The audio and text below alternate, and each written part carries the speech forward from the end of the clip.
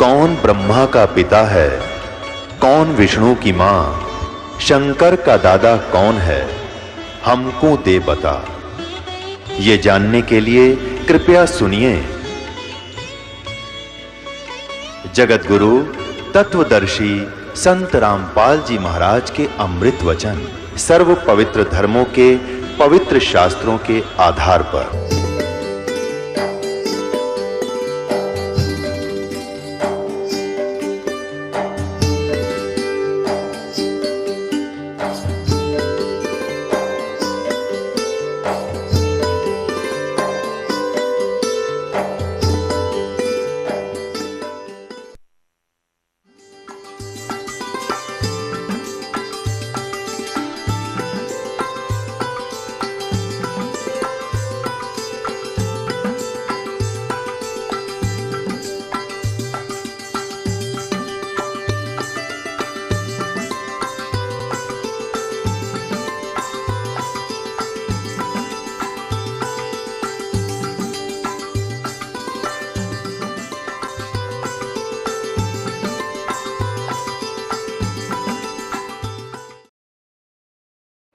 एक वर्ष वो नए पत्ते फड़फड़ फड़फड़ करके बस्ती मार लेंगे और जब आवेगी फिर बसंत ऋतु वह सारे टूट टूट कर नीचे गिर जाएंगे और उनका विनाश होगा।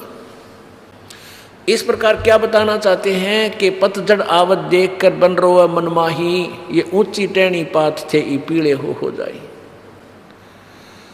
और पात झड़नता यूं कहे सुन भई तरवर राय, अब के बिछड़े नहीं मिले ना जाने कहाँ गिरेंगे जाए।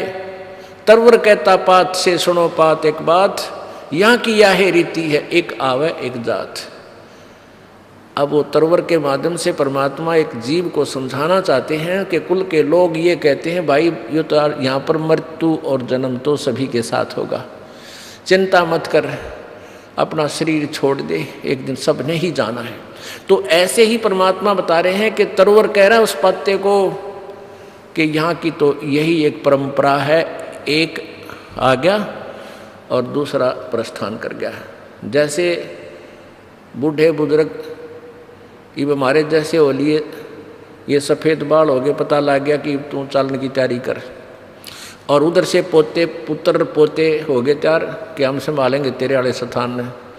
अब वो हम तैयारी कर रहे हैं जाने की, वो आ लिए पीछे थे 50 60 70 80 वर्ष वो नाच कूद लेंगे, फिर वो भी उसी गड्ढे में। और अब यदि हम सच्ची भक्ति करेंगे तो दुख नहीं, आगे सुख ही सुख होगा। हम सतलोक जाएंगे, हमारे बच्चे भी, हमारे पोते भी और हम भी, और हमसे संबंधित जो इस मार्ग पर जुड़ चुके हैं, हम उस स्थान पर जाएंगे जहाँ कभी मृत्यु नहीं होगी, कभी बुढ़ापा नहीं है।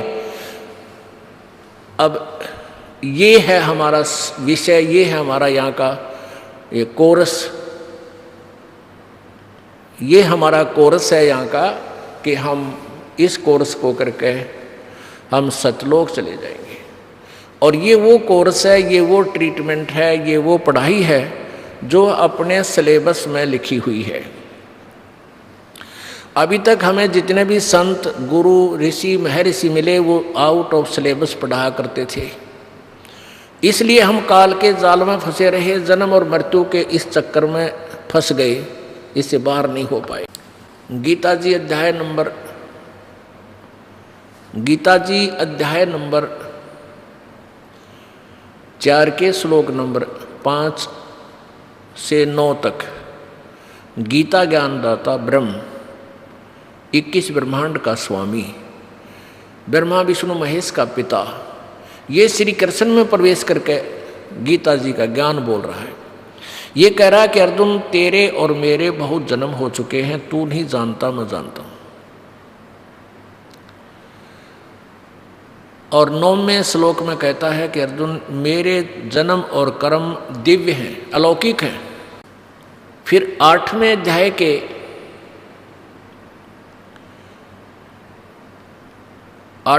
के प्रथम श्लोक में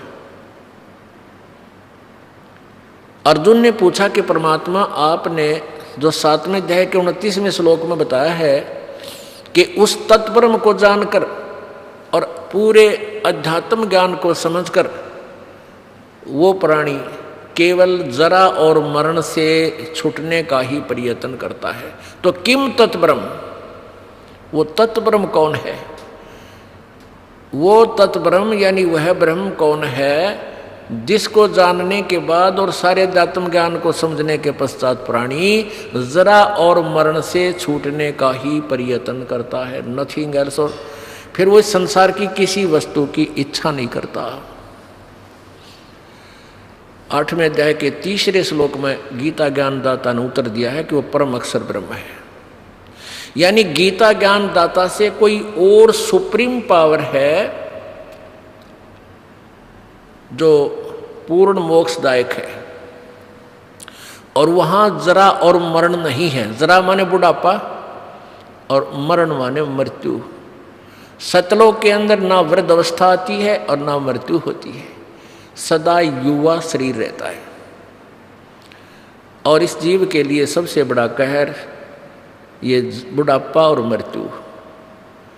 पुणात्माओं, हम इतने ढीठ हो चुके हैं इन दुखों का सामना करते करते, हम अभ्यस्त हो गए हैं। जैसे बैल के कंधे पे हम इस दास का जन्म किसान परिवार में होने के कारण इन बैलों की प्रक्रिया से बहुत परिचित है।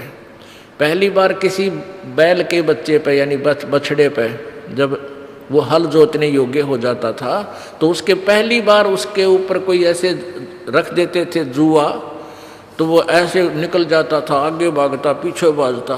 फिर उसको क्या करते थे, उसके जुआ ऐसे छोटा सा जुआ बनाकर और उसके पीछे एक और गड़गड़ाहा बना के बांध दिया करते थे दोनों तरफ का उसके ला के, और पीछे उसके खड़ा हो जाता वो व्यक्ति और उसके नाथ डाल दी जाती।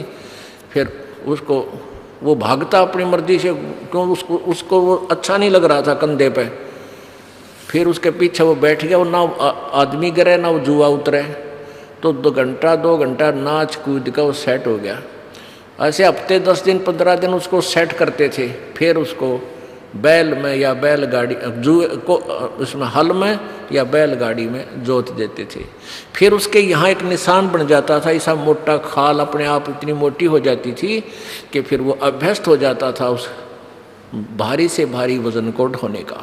तो हम इब भारी से भारी दुखों को सहन करने के आदी बन चुके, हमारा कांध आ गई। यदि हमारी मृत्यु ना हो तो हम फिर भी इस लोक से कति नहीं जावा, हम इतने ढीठ हैं तो कितने दुखी हो जाए। और यहाँ दोनों काम, बुढ़ापा भी और मृत्यु भी, और पक्का, और फिर भी यहाँ से चलने को दिल नहीं करता। क्यों नहीं करता? क्योंकि हमने इसका विकल्प नहीं मिला। इसका विकल्प नहीं मिला क्योंकि यहाँ ऐसी अज्ञान छुरी बना रखी थी ऋषियों ने कि जन्म मृत्यु तो कभी समाप्त नहीं हो सकती। ये तो जन्मेगा वो मरेगा, और मर गया उसकी जन्म जरूर होगा। ये फाइनल कर रखा था, क्योंकि इनको ब्रह्मलोक तक की साधना का ज्ञान था। ब्रह्मलोक तक भी गए हुए प्राणी वापस आते हैं। गीता जी अध्याय नंबर 8 के श्लोक नंबर 16 में। और हमने साधना करनी थी पूर्ण ब्रह्म की, हम पहुंचे नहीं। ब्रह्म तक भी हम करते रहे इन देवी देवताओं की पूजाएं जो स्वयं नाशवान है। ब्रह्म तक भी नाशवान है। इसलिए कहा, गीता ज्ञानदाता ने कहा कि अर्जुन तू सर्वभाव से उस परमेश्वर की शरण में जा। गीता जी अध्याय नंबर 18 के श्लोक नंबर 62 में, हे अर्जुन तू सर्वभाव से, यानी और किसी देव में किसी भगवान में आस्था मत रख, उस एक भगवान की शरण में जा। सर्वभाव से उसकी कृपा से तू परम शांति और सनातन परम धाम को प्राप्त होगा। सनातन परम धाम शाश्वतम स्थानम, यानी सदा रहने वाले स्थान को प्राप्त होगा। फिर वहां कभी मृत्यु नहीं होगी। गीता जी अध्याय नंबर 15 के श्लोक 1 से लेकर 4 तक यही विवरण दिया है कि संसार रूपी वृक्ष है जिसकी ऊपर को जड़ तो पूर्ण परमात्मा समझो और नीचे को तीनों गुण रूपी शाखा। और जो संत इसके पूरे विभाग बता देगा वह तत्वदर्शी संत है, वह वेदवित है, वो वेद के तात्पर्य को जानने वाला है। गीता जी अध्याय नंबर 4 के श्लोक नंबर 34 में बताया है कि जो गीता अध्याय नंबर 4 के 32 में जिस सच्चिदानंद घन की वाणी को समझने के लिए कहा है, जिसके अंदर पूरा विस्तृत ज्ञान दिया गया है। उस तत्व ज्ञान को तो तत्वदर्शी संतों के पास जाकर समझ। वो तत्वदर्शी संत कैसा होगा 15वें अध्याय के प्रथम श्लोक में बताया है कि इस उल्टे लटके हुए संसार रूपी वृक्ष को जो विस्तार से बता देगा। तो वो परमात्मा कबीर जी स्वयं ही आए थे तत्वदर्शी संत बनकर 600 साल पहले, जब उनको एक शिक्षित और गंवार कहा जाता था परमेश्वर को।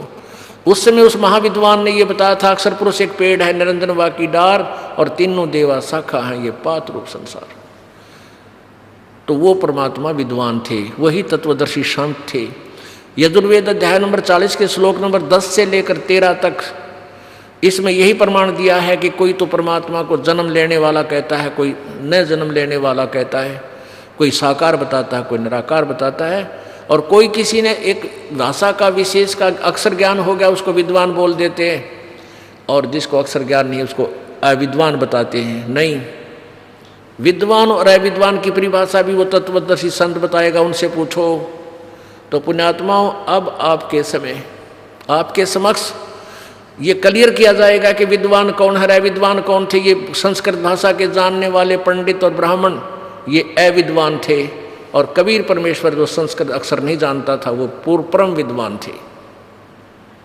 इसके लिए आपको थोड़ा सा लालटेन का सहारा लेना पड़ेगा। ये ब्रह्मा विष्णु महेश तक भी अविद्वान थे। गीता यजुर्वेद अध्याय नंबर 40 के श्लोक नंबर मंत्र नंबर 10 से और 13 तक में जो प्रमाण है उसको अब सिद्ध करने के लिए आपको दिखाते हैं। ब्रह्मा विष्णु महेश भी वेद ज्ञानहीन थे, अध्यात्म ज्ञान से परिचित नहीं थे।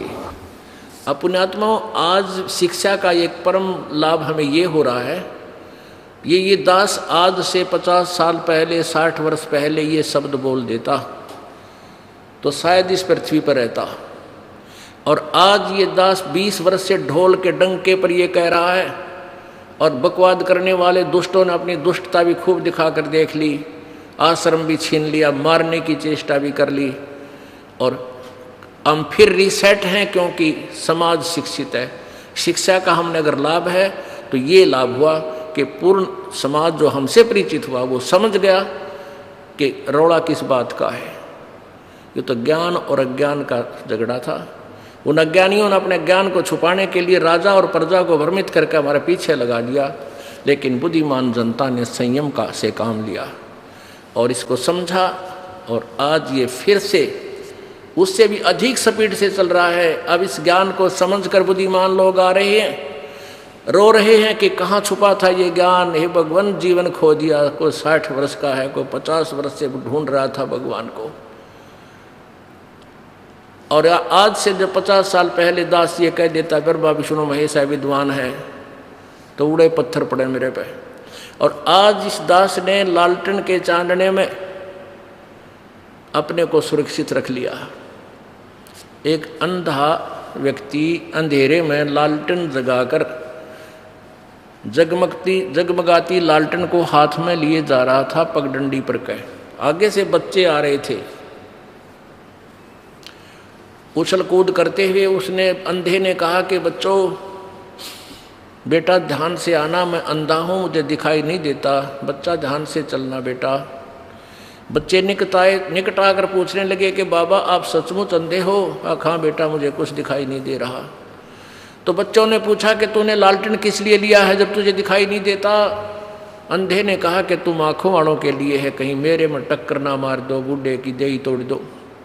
तो ये जो सदग्रंथ हैं, पवित्र चारों वेद, पवित्र गीता जी, पवित्र पुराण, ये इस दास के लिए तो अंधे वाली लालटेन है। मुझे आवश्यकता नहीं थी, क्योंकि मुझे वो तत्व ज्ञान प्राप्त हो चुका था जो इंक्लूडिंग ये सब ग्रंथ है जिसमें, यानी चारों वेद, 18 पुराण, 11 उपनिषद, महाभारत, गीता, भागवत, वो सारा समावेश, और उससे आगे का भी ज्ञान उस सच्चिदानंद घन की वाणी में दास के पास उपलब्ध था। लेकिन आप जी को इस मार्ग पर लाने के लिए इस लालटेन की आवश्यकता पड़ी, ताकि तुम इस रोशनी में अपने सदग्रंथों को, जिनको तुम सत्य मानते थे, और वो अनाड़ी अज्ञानी, वो केवल एक अक्षर ज्ञान युक्त अविद्वान आपको भ्रमित किया करते थे ब्रह्मा विष्णु महेश के कोई माता पिता नहीं है, अजरो अमर हैं, ये सर्वेश्वर हैं, महेश्वर हैं, कालज्ञ हैं, मृत्युंजय हैं। मृत्युंजय का होता है जिसने मृत्यु जीत ली, कालज्ञ जिसने काल जीत लिया। और ये हैं क्या, अभी इन्हीं का इतिहास आपको दिखाता हूँ, देखिएगा। सबसे पहले भगवान विष्णु जी के ज्ञान के सत्र को देखते हैं। श्रीमद् देवी भागवत,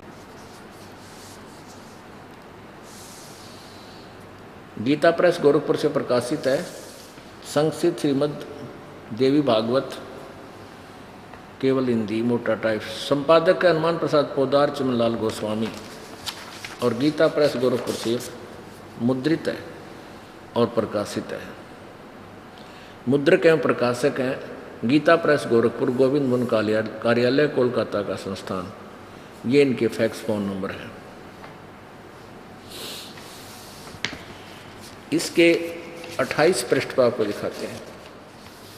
प्रथम स्कंध, पहला स्कंध और पृष्ठ नंबर 28। नारद जी ने कहा, महाभाग व्यास जी, तुम इस विषय में जो पूछ रहे हो ठीक यही प्रश्न मेरे पिताजी ने यानी ब्रह्मा जी ने श्री हरि से किया था। देवादिदेव भगवान जगत के स्वामी हैं। लक्ष्मी जी उनकी सेवा में उपस्थित रहती हैं। दिव्य कौस्तुमणि उनकी शोभा बढ़ाती है। वे शंख चक्र गदा लिए रहते हैं, पीतंबर धारण करते हैं, 4 भुजाएं हैं। ऐसे भगवान, ऐसे यहाँ देखें, ऐसे जगत प्रभु भगवान श्री हरि महान तप कर रही थी, उनकी समाधि लगी थी। यह देखकर मेरे पिता श्री ब्रह्मा जी को बड़ा आश्चर्य हुआ। अब ब्रह्मा जी इस विष्णु को सर्वशक्तिमान मान रहा है और ब्रह्मा विष्णु जी क्या बताते हैं देखिएगा। अतः उन्होंने उनसे जानने की इच्छा प्रकट की। ब्रह्मा जी ने पूछा, प्रभु आप देवताओं के अध्यक्ष, जगत के स्वामी, भूत भविष्य एवं वर्तमान सभी जीवों के एकमात्र शासक हैं भगवान, फिर आप क्यों तपस्या कर रहे हैं और किस देवता की आराधना में ध्यानमग्न हैं? मुझे असीम आश्चर्य तो ये हो रहा है कि आप देवेश्वर एवं सारे संसार के शासक होते हुए भी समाधि लगाए बैठे हैं।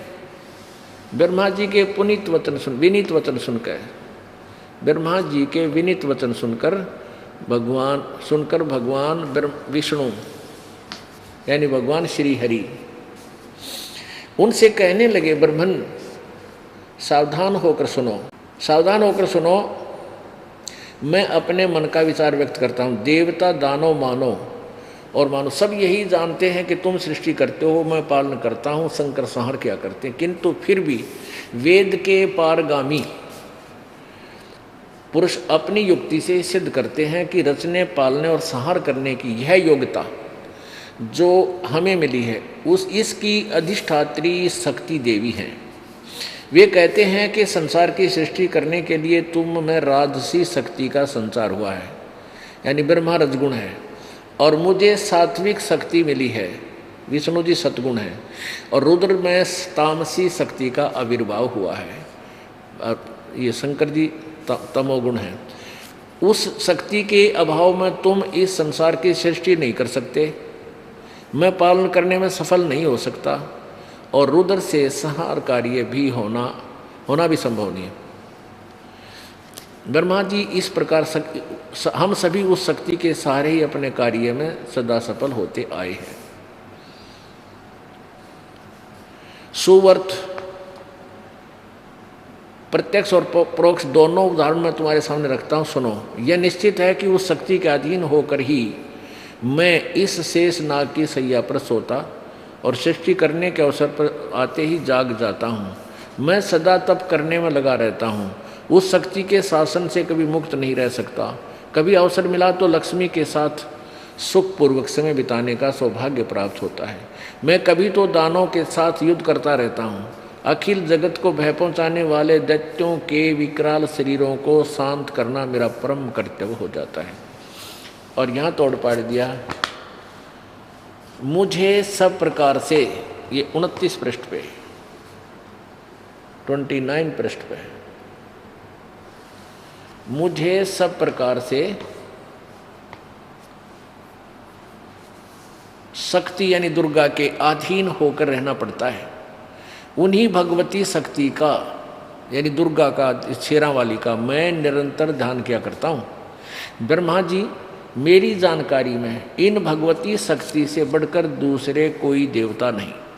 अपने आत्माओं,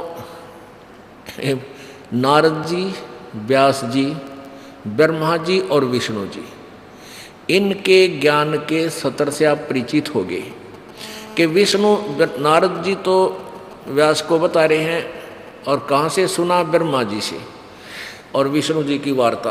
अब ब्रह्मा जी क्या कह रहे हैं कि आप तो देवताओं के भी देवता हो, सारे संसार के मालिक हो, आप क्यों साधना करते हो?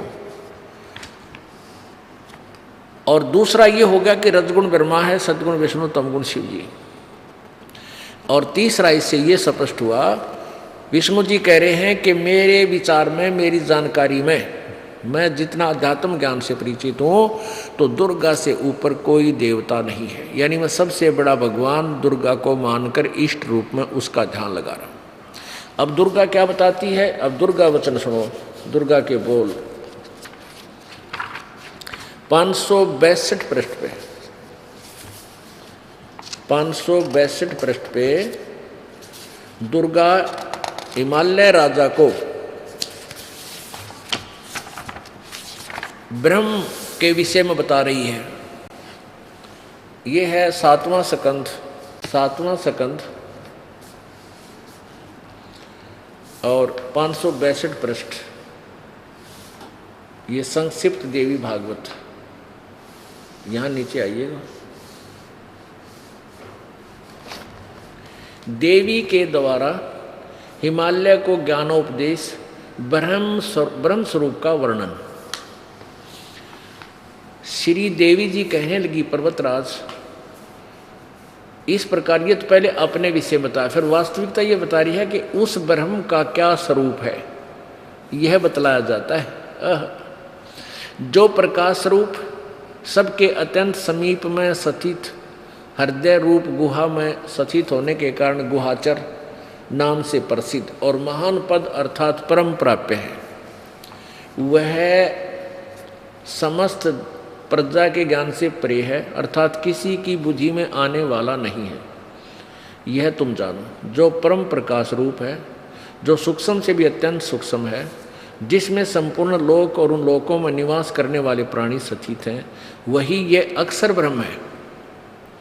अब देखो, ये अक्षर ब्रह्म बोल रही है और फिर ब्रह्म का ज्ञान बता रही है, और वही सबके प्राण है, वही सबकी वाणी है और वही सबके मन है। यह परम सत्य और अमृत अविनाशी तत्व है। सौम्य, उस वेदने योग्य लक्ष्य का तुम वेदन करो, मन लगाकर उसमें तन्मय हो जाओ। सौम्य, उपनिषद में कथित महान अस्त्र रूप धनुष लेकर उस पर उपासना द्वारा तीक्ष्ण किया हुआ बाण संधान करो, और फिर भावनागत चित्त के द्वारा उस बाण को खींचकर उस अक्षर रूप ब्रह्म को लक्ष्य बनाकर वेधन करो। उसका क्या, यहाँ पर अक्षर रूप ब्रह्म, उसका नाम के मंत्र क्या बताया है? परवण, यानी ओम तो उसका मंत्र है, धनुष है, और जीव आत्मा साधक है यानी उसका बाण है, और ब्रह्म उसका लक्ष्य है।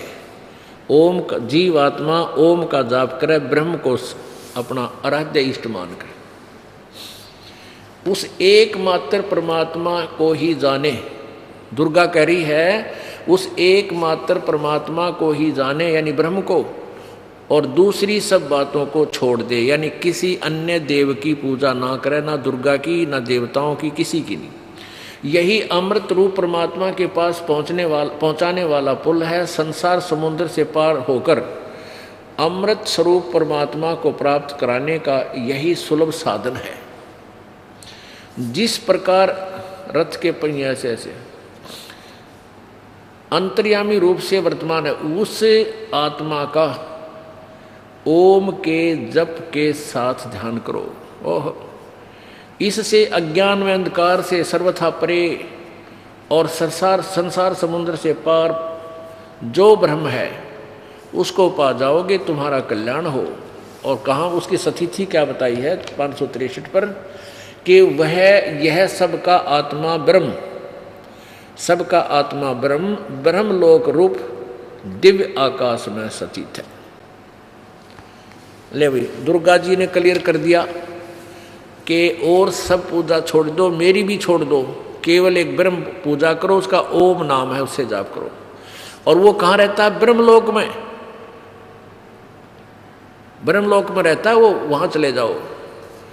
अपने आत्मा 8 गीता जी जो है वेदों का सारांश है, और गीता जी और वेदों में कहीं पर भी दुर्गा की पूजा के विषय में नहीं लिखा है। और वेदों में पूर्ण परमात्मा की साधना से पूर्ण मोक्ष, और गीता जी में भी पूर्ण परमात्मा की साधना से पूर्ण मोक्ष कहा है। गीता जी अध्याय नंबर 8 के श्लोक नंबर 16 में कहा कि ब्रह्मलोक पर्यंत, ये सभी पुनर्वर्ती में है, जो ब्रह्म तक की साधना करके ब्रह्मलोक चले जाते हैं उनका भी जन्म मृत्यु होता रहता है। इसलिए गीता ज्ञानदाता गीता अध्याय नंबर 4 के श्लोक 5 से 9 में बता रहा है कि अर्जुन तेरे और मेरे बहुत जन्म हो चुके, तू नहीं जानता, मैं जानता हूं। यानी ये ब्रह्म भी नाशवान है, अविनाशी नहीं है। अब दास ने क्या शब्द कहा था? यजुर्वेद अध्याय नंबर 40 के श्लोक नंबर 10 से लेकर 13 में 2 बार लिखा है कि धीराणाम, धीराणाम माने तत्वदर्शी संत, संतों से जाकर ही ये कंसेप्ट क्लियर करो, वो बताओगे परमात्मा साकार है व निराकार। और विद्वान और अविद्वान की परिभाषा भी वो तत्वदर्शी संत ही बताओगा, क्योंकि जिसको अक्षर ज्ञान है उसको विद्वान मान लेते हो तुम, जिसको संस्कृत भाषा आती है या इंग्लिश आती है, हिंदी के अक्षर सीख लिए, और जिसको अक्षर ज्ञान नहीं है तुम उसको अविद्वान मूर्ख कहते हो। नहीं, विद्वान और अविद्वान की परिभाषा भी वो तत्वदर्शी संत बताएगा, उनसे सुनो। ये दास परमात्मा ने वो तत्वदर्शी संत बनाकर भेज दिया, ये आपको वो सुना रहा है। अब ना सुनोगे तो वो आपका दोष होगा, भगवान का नहीं। अब इसमें आगे देखो, सतयुग के ब्राह्मण, सतयुग के ब्राह्मण यानी सतयुग में ही अज्ञानी थे, तो त्रेता द्वापर में फिर कहना है कि, और कलयुग वालों का फिर हम विचार ही करना छोड़ दें तो अच्छा है कि किसे मैं ऋषि थे दयानंद कैसे, ये निरे अज्ञानी अनाड़ी और केवल एक संस्कृत दाने थे। इनको ना अध्यात्म ज्ञान था, ना कोई सामाजिक ज्ञान था, ना कोई खगोल भगोल का ज्ञान था। यानी कति भ्रमित करने के लिए काल के दूत बनकर आए थे इस पृथ्वी पर। ये देखिएगा श्री वही मध्य देवी भागवत। अब कलयुग के ब्राह्मणा का और आपको उनके ज्ञान से परिचित करा देते हैं। ये वही पुस्तक है, 414 पृष्ठ।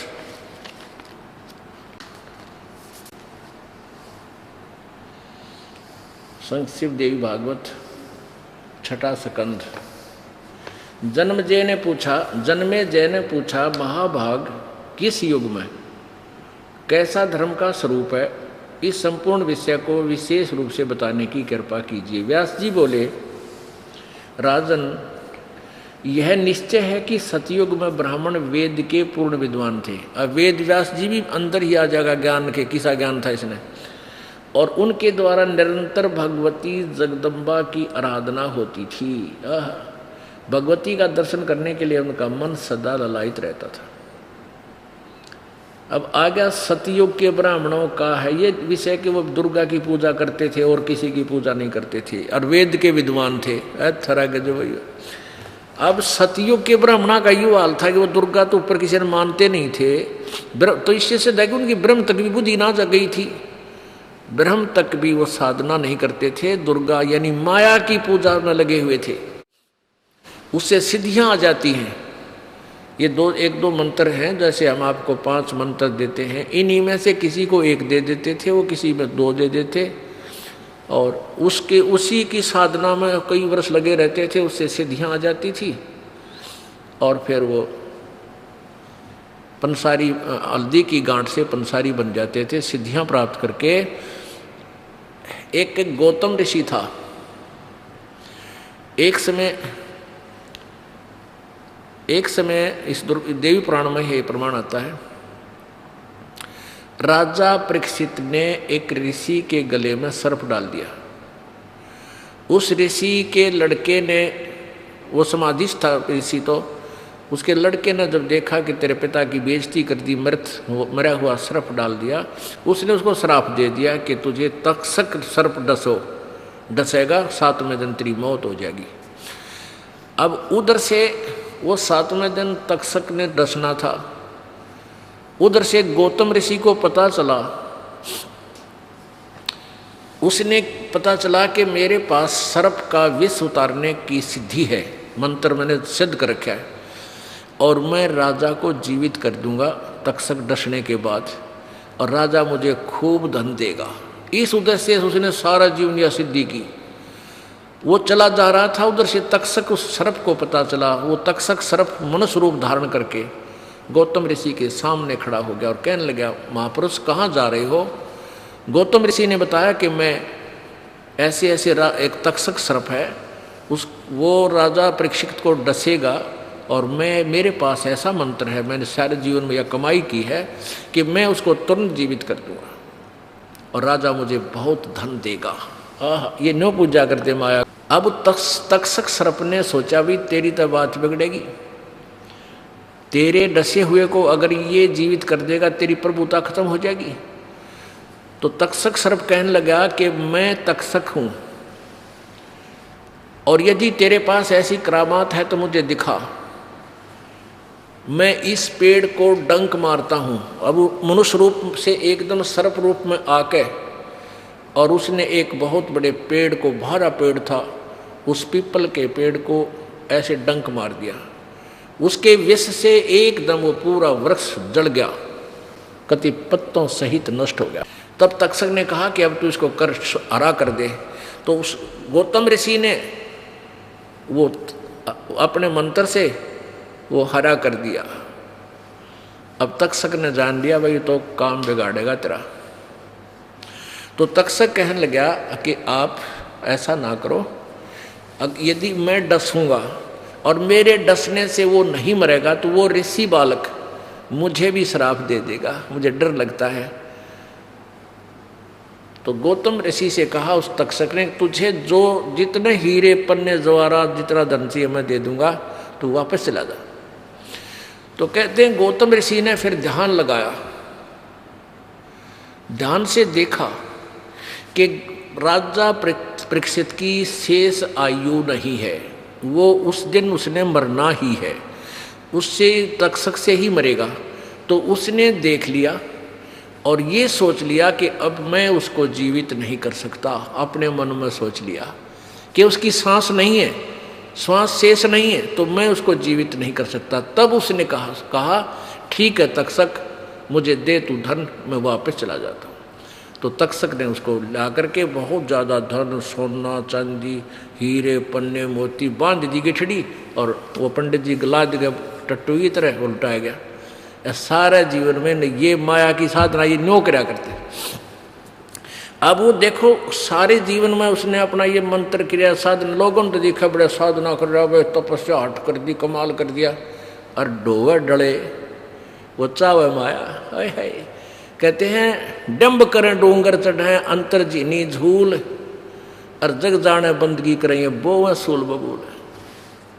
तो यहाँ ये बताया जा रहा है कि ये कलयुग के ब्राह्मण बड़े वेद के विद्वान होते थे और ये माया की पूजा करते थे, हीरे जवाहरातों की ये मिल लेंगे मैंने। क्योंकि ये राजाओं को क्यों प्रभावित करते थे, सिद्धियां करके उनको सिद्धियां दिखा दी, किसी का नाश कर दिया, किसी को आबाद थोड़ा बहुत कर दिया, अपने टायर से दूसरे के टायर में हवा भर देते थे, वो आप भी खाली हो जाते थे, उनका भी काम ना चला है। तो ऐसे ये भक्ति बिगड़ी हुई थी। अब देखो ये स्पष्ट हो गया, ये तो सतयुग के ब्राह्मणों की दशा बताई है कि सतयुग के ब्राह्मण वेद के पारग पूर्ण विद्वान होते थे, और सतयुग के ब्राह्मण और वो दुर्गा ही पूजा करते थे। तो कलयुग वालों का क्या होगा, अब इसी में फैसला दे रखा दुर्गा पुराण में। देखना ये वही दुर्गा पुराण 414 पृष्ठ पे आप पढ़ रहे थे, छठे सकंद में।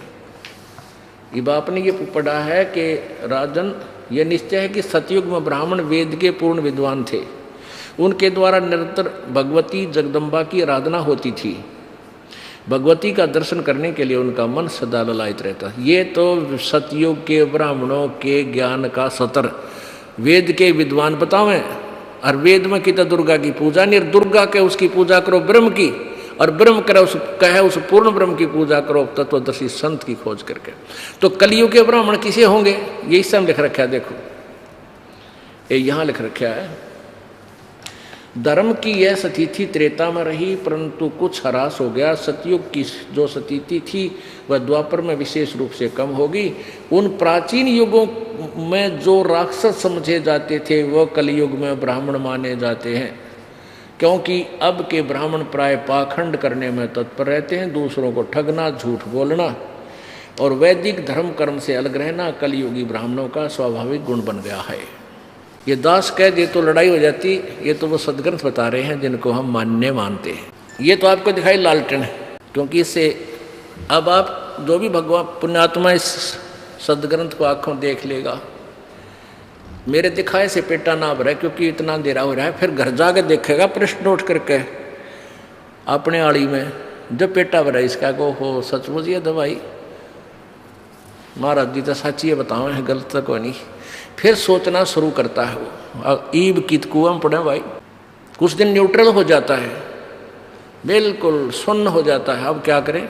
हमने संत की वेशभूषा ऐसी मान रखी थी भाई, सिर पर जटा हो, लाल लत्ते पर रखे हो, माला घाल रखी हो और गाम गुम छोड़ कर जंगल में रहता हो, बचपन से ब्रह्मचारी हो, तो हमारी वो भी एक गलत छुरी से, गलत सिद्धांत से हम वो भी प्रभावित रहते हैं कि अभी इब्राहिम पाल तो सीधे कपड़े हैं, सब साधारण सा व्यक्ति दिखा है, अरे यूँ तो जे ही था भाई, हाँ यू की सा संत। तो कई दिन में तो यह सेटिंग होएगी, कई महीना में भाई संत की साहस है। अरे परमात्मा के कपड़ा बना करते, एक जुलाहे में वर्ण में प्रकट हुए और कपड़ा बनते थे, वो परमात्मा थे। और नामदेव जी छिपा जाति में, दन्ना भगत जाट जाति में, किसान जाति में, गरीबदास जी किसान जाति में, और रविदास जी चमार जाति में, और वो परम संत थे और कबीर परमात्मा स्वयं भगवान थे। लेकिन इन अज्ञान सिद्धांत ने, इन नकली ऋषियों ने परमात्मा और संत की परिभाषा ही बदल रखी थी। अब यह समझ में आएगी कि परमात्मा कौन है और संत कैसा होता है। पुण्यात्मा एक लाल होता है, लाल, उसको किसी चांदी के डिब्बे में रख दें तो भी कीमत उतनी है, और उसने बोरी में लपेट के एक कपड़े में मैले से मर छुपा जा कि छुपा के तो भी कीमत उतनी ही है।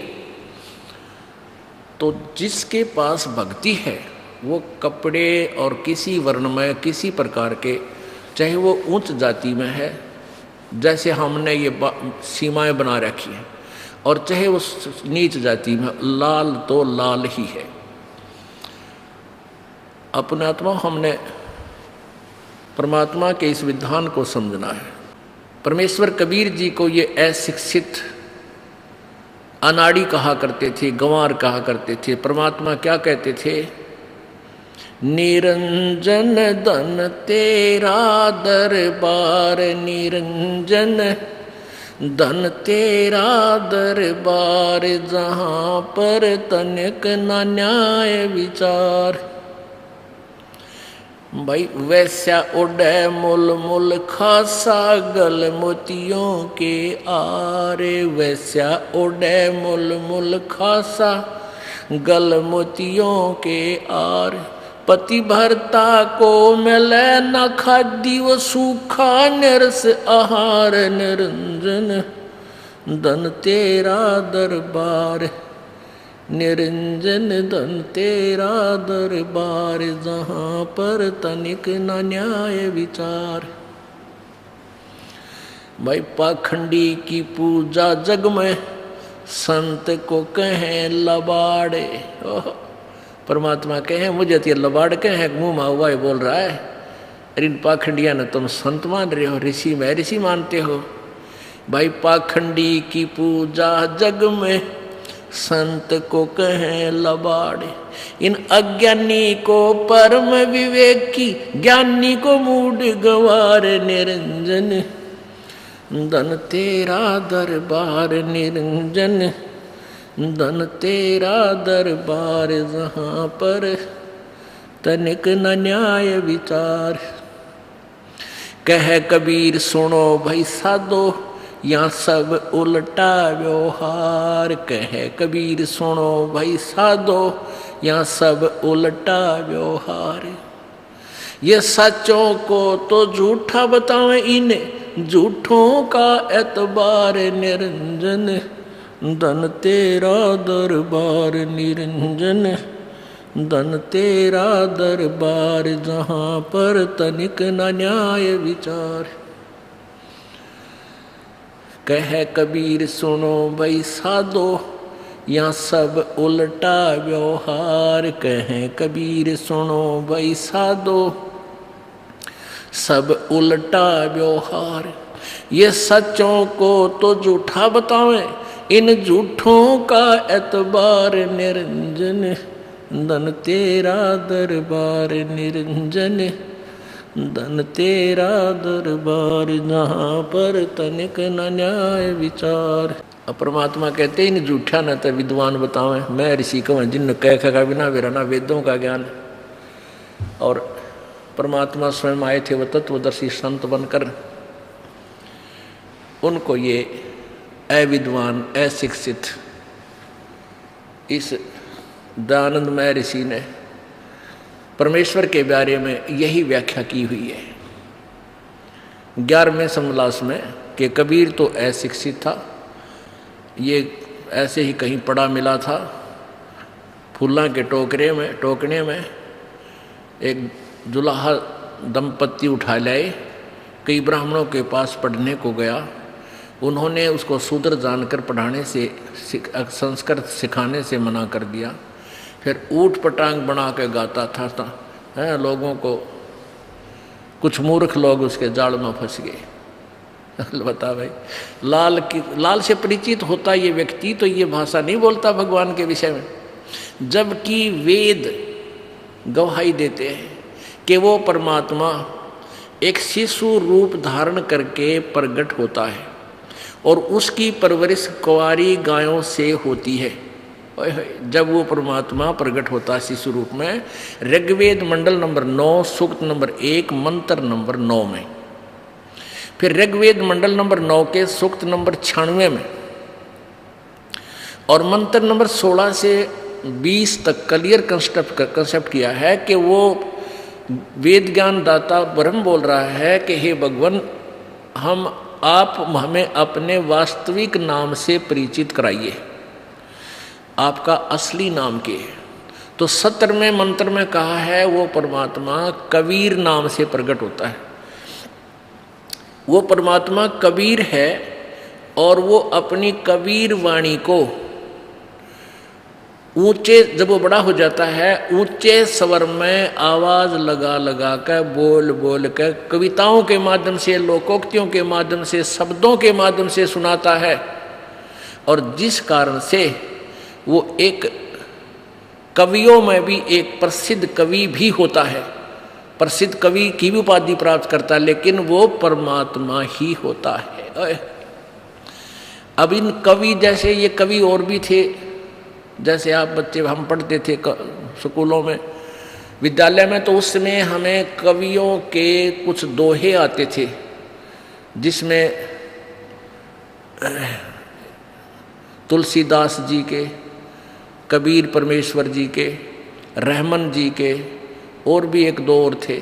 तो उन दोहों में हम, जैसे तुलसीदास जी के दोहे थे, उस तुलसीदास जी ने जो बोला है रामायण की लोकोक्तियाँ बोली हैं, वो तो उन्होंने बाद में बोली है जबकि रामायण घटना घट चुकी थी। वो भी कवि था। और एक परमात्मा जो पूर्ण ब्रह्म कबीर जी आए, उनके श्लोकों में, उनके दोहों में राम कृष्ण ब्रह्मा विष्णु महेश ब्रह्म परब्रह्म और सारे ब्रह्मांडों की रचना का भी ज्ञान है वो भी दोहों के माध्यम से। और जनसाधारण को अपना जैसे व्यवहारिक तरीके को भी समझाते हुए और अध्यात्म ज्ञान से भी उन लोकोक्तियों के माध्यम से अपना ज्ञान प्रचार किया। तो अब उनकी हैं तो वो भी कवि और ये भी कवि। अब कवियों का कब की भिन्नता और परमात्मा की श्रेष्ठता उनके द्वारा बोली गई वाणी से ही हम अब तुलना कर लेंगे कि कबीर परमात्मा कवि की उपाधि प्राप्त करके भी भगवान थे और वो कवि ही थे, वो केवल काव्यकार ही थे, वो भगवान नहीं थे। उनकी वाणी, उनका सतर, उनके ज्ञान का सतर ही ये प्रमाण देगा। वेद कहते हैं वो परमात्मा अपने महिमा की वाणी, अपना ज्ञान अपने द्वारा रची सृष्टि को और स्वयं ही ऊंचे स्वर में बोलकर उच्चारण करता है लोकोक्तियों के माध्यम से, दोहों के माध्यम से। और वही परमेश्वर ने 600 वर्ष पहले किया, जिसके विषय में महर्षि दयानंद जी आलोचना कर रहे हैं कि वो संस्कृत भाषा नहीं जानता था इसलिए विद्वान नहीं हो सकता। और दयानंद तो संस्कृत भाषा जानता था, इस जैसा विद्वान नहीं हो सकता, अविद्वान। ये इनके द्वारा, इनका अनुभव द्वारा रची पुस्तक सत्यार्थ प्रकाश इसका प्रमाण है। अब देखना, परमेश्वर के बारे में जो स्टेटमेंट महर्षि दयानंद जी दे रहे हैं ये बिल्कुल अज्ञानी की थी, अज्ञानी की है। यदि वो परमात्मा से और वेदों से परिचित होता, इस शब्द नहीं बोलता कि वो ऊंचे स्वर में आपको आवाज़ लगा लगा तंबूरे लेकर गाता था और उसने कुछ शब्द बना लिए, उसके अनुयायियों ने नोट कर लिए, अनुयायी भी गाने लगे। तो ये शब्द नहीं बोलता, क्योंकि वेद प्रमाणित कर रहे हैं कि वो परमात्मा आता है, प्रसिद्ध कवि की भी उपमा प्राप्त करता है, उपाधि प्राप्त करता है। पहले आपको ऋग्वेद दिखा, ये देखिएगा ऋग्वेद मंडल नंबर 9 सूक्त 9 और 10। या आपको ये कहाँ से प्रकाशित है?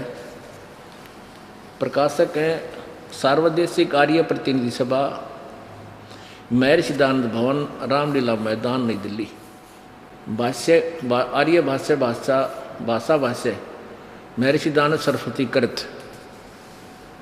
कहाँ से छपा है ये? मुद्रक है Prince offset printers, 1510 Pataudi house, Daryaganj, नई दिल्ली। ये देखिएगा, ये देखिएगा ऋग्वेद मंडल नंबर 9 सूक्त नंबर 1। यहाँ मंडल नंबर 9 का सूक्त 1 मंत्र नंबर 9। उस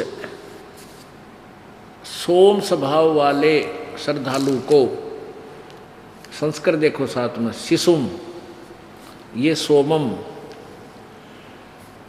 कुमार अवस्था में ही सब प्रकार से अधन्या, अहिंसनीय, धेनवय माने गव्यों, गौवें तृप्त करती हैं। अब इसमें क्योंकि पता नहीं था इनको, ज्ञान आध्यात्मिक ज्ञान नहीं था, इसका ये अर्थ बना कि उस सोमम यानी अमर पुरुष, अमर पुरुष माने अमर परमात्मा, जब वो शिशु रूप धारण करके आता है, यानी बालक अवस्था में, अभी अधन्या माने पूर्ण रूप से कंवारी, अभी यानी सब प्रकार से, अधन्या माने बिना धनाई। हमारी लोकल लैंग्वेज में, हरियाणा भाषा में गाय को कहते थे कि गाय अधन्या है, बिना धनाई है। और धनाई माने जो गर्भ धारण नहीं कर रखा, और जो गर्भ धारण कर लेती तो कहते थे ये 3 महीने की हो चुकी है, ये 3 महीने पहले धनाई थी, यानी ये गर्भवती हुई थी। तो अधन्या, अभी अधन्या माने पूर्ण रूप से कंवारी, जो कभी धनाई ना हो पशु सांडने, यानी कंवारी। सिंपल लैंग्वेज में समझा रखे है, देखो अभी अधन्या। उस सोमम माने, देखो सोम स्वभाव वाले श्रद्धालु पुरुष को, तरह के जो इमम माने उस, सोमम माने अमर पुरुष को, शिशुम जो शिशु रूप में, शिशु माने बालक, मनुष्य का बालक रूप अवस्था में, सब प्रकार, अभी अधन्या पूर्ण रूप से बिना धनाई, धनाई धन्या माने धनाई हुई, अधन्या बिना धनाई, और धेनव माने गौएं तृप्त करती है। हे भगवान, वेद तो कति क्लियर कर रहे हैं। एक कहावत थी पहले कि भाई वेद तो सच्चे हैं, वेद में तो बिल्कुल सही ज्ञान है, पर इनका शोधनिया को ना, शोधनिया मीन इनका अनुवादक ठीक नहीं है। अभी तक ये भ्रमणा थी कि अरबा सच्ची थी। अब जैसे मक्खन है, अब मक्खन में घी है और जब इसने को ठीक से गर्म करना नहीं जानता तो सिड़ जाएगा, खराब हो जाएगा, तो कंडेम हो जाना। तो ये वेद अब अंतिम सांस गिने थे। यदि आज इनमें से ये शुद्ध घी नहीं कर दिया जाता तो वेदों का अस्तित्व सदा के लिए समाप्त हो जाना था। क्योंकि जो वेदों के ज्ञाता समझते थे उनकी थ्योरी और सिद्धांत वेद ज्ञान से विपरीत था। तो उस ज्ञान के आधार पर हमने वेदों को छोड़कर उन अज्ञानी महर्षियों के ही द्वारा अनुभव की लिखी पुस्तकों को फाइनल मानकर उस पर आश्रित हो गए थे। वेदों में झांकना भी बंद कर दिया था। और ये मानो समाज का विनाश का कारण बन जाना था। दया करी उस परमेश्वर ने इस दास को ये बुद्धि दी, अपनी अकल, अपनी शक्ति से अकल दी। ना इस संस्कृत और इस लैंग्वेज के जानने वाला सदग्रंथों को नहीं सुलझा सकता। कहते हैं परमात्मा कहा करते थे कि यो तो भाई 9 मन सूत उलझ गया, क्योंकि परमात्मा वो कपड़ा बुनते थे, वो सूत हो है ना, सूत क्या एक लंबा सा वो होता था, इतना बड़ा गुच्छा सा, और वो उलझ जाना, वो 1 महीने में नहीं सूत में आकर था, वो सुलझे नहीं था जल्दी, थोड़ा ऐसा। और परमात्मा उदाहरण दिया कि वेदों और सदग्रंथों का यथार्थ ज्ञान जो है इन अनाड़ियों ने, अज्ञानियों ने, यो तो 9 मन सूत उलझा दिया। 9 मन अर्थात 360 किलो ग्राम यो सूत उलझा दिया। और इसको सुलझाना कौन सुलझा सके है? कहते 9 मन सूत उलझिया और ऋषि रहे झकमार, और सतगुरु ऐसा सुलझा दे जो उलझे ना दूजी बार। अब यो ज्ञान इस दास को परमात्मा ने बुद्धि दी, उस कबीर भगवान ने अब ऐसा सुलझा दिया ये सूत कि कदे इस कलयुग में तो उलझेगा नहीं। जिसने भक्ति करनी है कोई उलझा ही नहीं सकेगा। इतना क्लियर कंसेप्ट हर तरह से हो जाएगा। और अब तो दास को गालियां दे रहे हैं, उन दुष्ट लोगों के भ्रमित की हुई जनता बाद में रोया करेंगे जब इस यथार्थता से परिचित होंगे। क्योंकि ये दुष्ट लोग शुरू से ही ऐसे करते आए हैं, जैसे ईसा मसीह जी को क्रश करवा दिया उन नकली पादरियों ने, झूठे कपटियों ने, कि ये झूठ बोलता है, ये गंदा है, ये हमारे देवताओं को मना करता है। और वो गवर्नर भी उनके इतिहास में लिखा है, गवर्नर भी नो कह रहा है कि ऐसा जुल्म मत करो, ऐसे पुण्यात्मा को मत तुम ऐसा जुल्म कराओ, लेकिन वो भी उसके प्रभाव में आ गया फिर। और आज उस महापुरुष के गुणगान करते करते थूक सूख जाता है ईसाइयों का, और कितनी जनसंख्या जो उनको गुणगान कर रही है, उन दुष्टों को धिक्कार रही है। लेकिन अब केवल वो लाल खो दिया।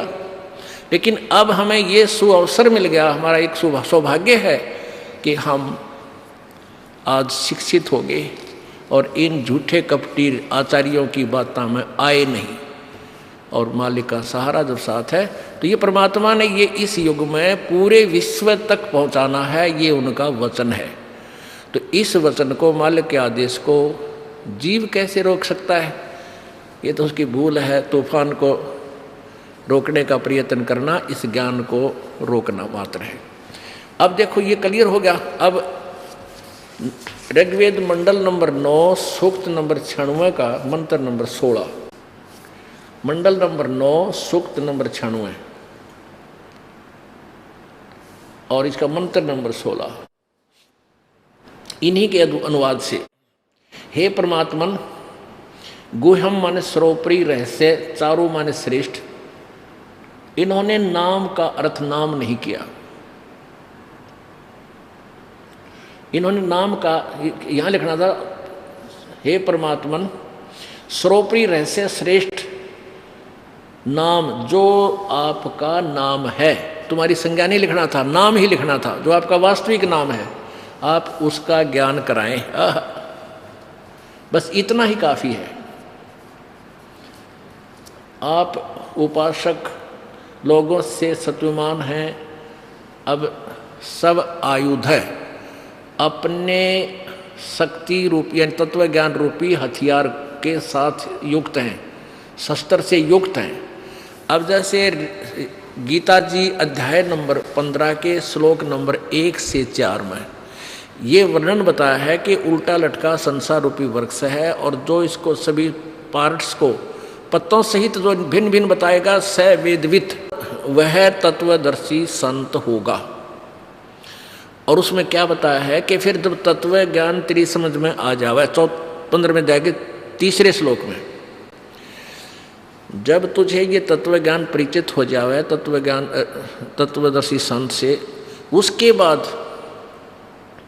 इस उलझे हुए अज्ञान रूपी अंधकार, अज्ञान रूपी वृक्ष को और तत्व ज्ञान रूपी शस्त्र द्वारा काट के, तत्व ज्ञान रूपी शस्त्र यानी परमात्मा अपने सब आयुध है, सब आयुध माने अपने तत्व ज्ञान रूपी शस्त्र से सुसज्जित है, और उस तत्व ज्ञान रूपी शस्त्र से इस काट कर उसके पश्चात यानी तत्व ज्ञान से इस अज्ञान को हटाकर उसके पश्चात उस परमेश्वर के उस परम पद की खोज करनी चाहिए, जहाँ जाने के बाद ये प्राणी फिर लौट कर संसार में नहीं आते।